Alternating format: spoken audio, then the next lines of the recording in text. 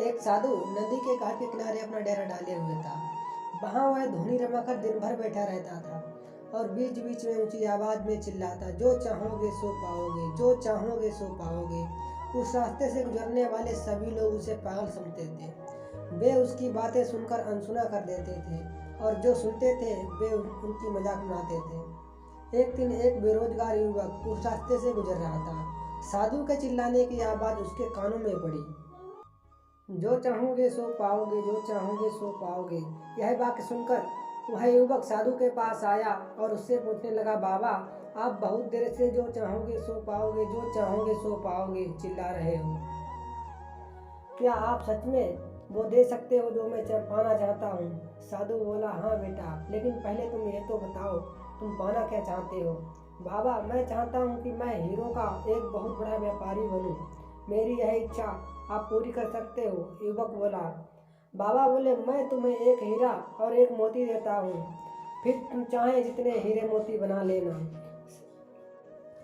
साधु की बात सुनकर युवक की आंखों में आशा की ज्योति चमक उठी। फिर साधु अपनी दोनों हथेलियां आगे बढ़ाने के लिए कहता है। युवक ने अपनी हथेलियों को साधु के सामने रख दिया। साधु ने उसकी एक हथेली पर अपना हाथ रखकर कहा, बेटा यह दुनिया का सबसे अनमोल हीरा है जिसे समय कहते हैं। इसे जोर से अपनी मुट्ठी में जकड़ लो। इसके द्वारा तुम जितने चाहो उतने हीरे बना सकते हो। इसे कभी अपने हाथ से निकलने मत देना।